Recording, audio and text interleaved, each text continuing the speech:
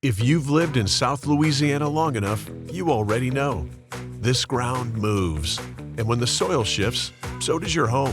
For pier and beam homes, that's a problem. Your floors sit on wooden beams held up by concrete piers, and when the soil swells or shrinks, those piers can shift. That throws everything out of alignment.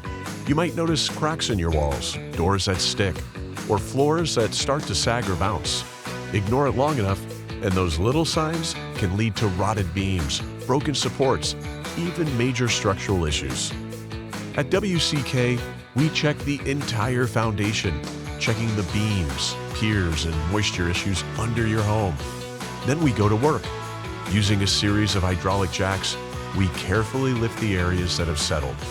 Once everything's stabilized, we reinforce the structure, replacing damaged wood and installing new concrete piers for long-term support.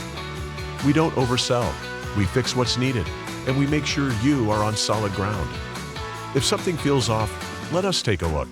The estimate is free, and catching it early could save you thousands down the road.